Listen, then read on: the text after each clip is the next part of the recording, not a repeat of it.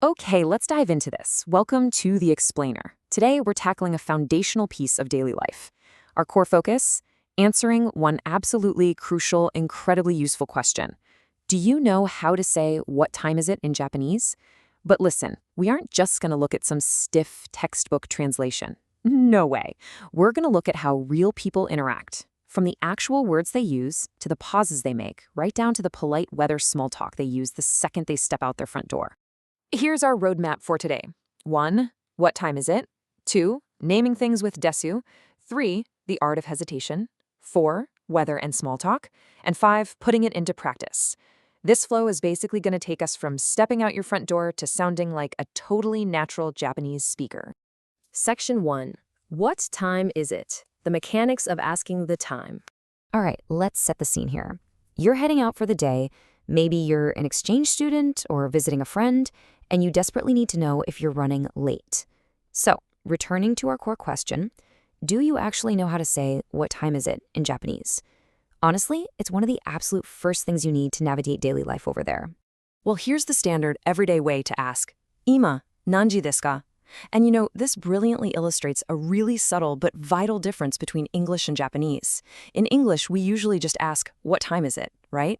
But in Japanese, speakers typically add ima, which literally translates to now.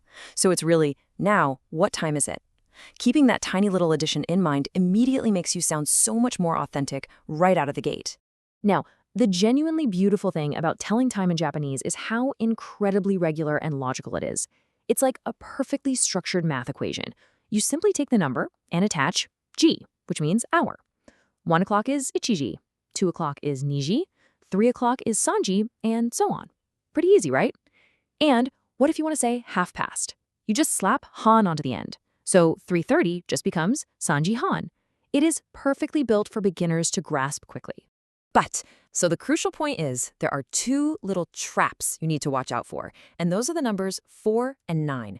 In Japanese, 4 can be read as shi or yon, but for time, we exclusively use yon, making it yonji.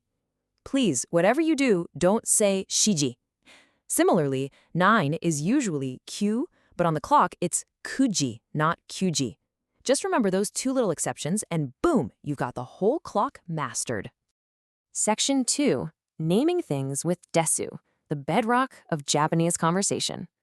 Okay, now that we've got the time down, let's look at the actual grammar engine that makes identifying the time and pretty much everything else possible. We're talking about noun sentences. This is your go-to structure used to identify or describe what things are. The affirmative is beautifully simple. X desu means is X. So say someone asks where you're going today, and you've got your part-time job, which, fun fact, is arubaito, borrowed right from the German word for work. You just say, arubaito desu. Easy. But if you want to say it's not something, you use the negative form, X ja nai desu. So if today isn't a school day, you'd say, gakko ja nai desu. It's not school. But wait, here is where it gets absolutely fascinating. We can actually turn that negative statement into a question. Janai desu ka, for example, yoji janai desu ka, meaning, isn't it 4 o'clock? In Japanese, this structure has these highly contextual social uses that go way beyond just simple negation. It's heavily used to express uncertainty, like you think it might be 4 but aren't entirely sure. Or, even more importantly, it's used to politely correct someone without making them lose face. It's gentle, it's soft, and it's incredibly common in daily interactions. Section 3. The art of hesitation. Sounding natural, not textbook. This brings us to a major cultural turning point. In Japanese conversation, jumping straight into an answer, or conversely, leaving a completely silent, dead pause, can actually feel quite awkward or blunt. Now, what's really interesting about this is the distinction between 2 very common filler words. See, hesitation noises are how Japanese speakers naturally fill that conversational space. No is your all-purpose tool. It's used to get attention, soften what you're about to say, or just buy a little time. Think of it like our or excuse me. On the other hand, etto is highly specific. It strictly signals that you are mentally searching for an answer or digging for information, sort of like, let's see, or And you really have to be careful with that distinction, because imagine this. Someone asks you your name, and you respond with itto. You are literally implying to them that you are genuinely searching your brain for the answer to what your own name is. It sounds completely ridiculous, right?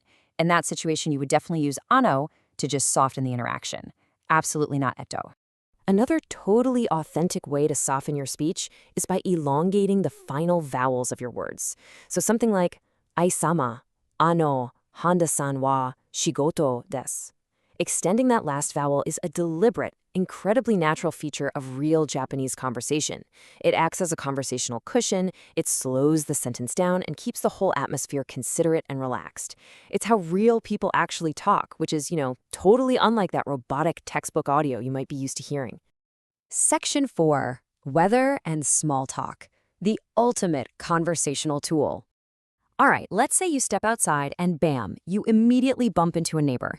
You need to make quick, polite small talk before you rush to the train. Well, the weather is your absolute best friend here. Notice how these vocabulary words slot right into that super simple ex desu sentence structure we literally just learned. Ame desu, it's rain. Yuki desu, it's snow. Or you can comment on the temperature with atsui desu ne for hot, or samui desu ne for cold.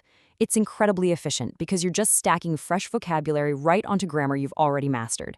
You might also notice a little prefix attached to the word for weather. The base word is tenki, but adding the o prefix to make it otenki instantly elevates your speech. It makes it sound much more refined and polite. It's a remarkably easy, quick trick to sound respectful when speaking to neighbors or your superiors. Ii otenki desu ne. It's a beautiful day, isn't it? Section 5. Putting it into practice. Tying it all together. Let's move to and see how this builds. So, we've gathered all the pieces: time-telling, negative questions, and hesitation noises. Let's see how this all builds into real-world application. Imagine you're looking at a schedule. Someone tells you the meeting is at 3 o'clock, but you know for a fact it's actually 3:30. How do you gently correct them in Japanese? You need to synthesize the time, the negative question for correcting, and that hesitation noise we talked about to soften the blow. Think about it for a second. Okay, got it? Here is the perfectly natural, ultra-polite answer. 3時じゃないですか? 3時半じゃないですか? Basically, isn't it not 3? Isn't it 3:30? Notice how starting with ano immediately cushions the correction. Instead of just bluntly saying, no, it's 3:30, you use a negative question to float the correct information out there gently. You completely sidestep being blunt, which is a massive plus in Japanese social situations. I want to leave you with a final thought today. In a lot of cultures, we are taught to be direct, right? Get straight to the point. But as we've seen throughout this explainer, Japanese communication highly values indirectness. So I have to ask you, is beating around the bush actually a superior form of empathy? Because when you use ano, or elongate your vowels, or use a negative question to correct someone, you aren't just hesitating. You are actively keeping the atmosphere soft, considerate, and deeply empathetic to the person you're speaking with. It's not just grammar. It's a completely different way to care for the people around you. Thank you so much for joining me on this explainer today. I really hope you enjoyed diving into this as much as I did. Keep learning, and I'll catch you next time.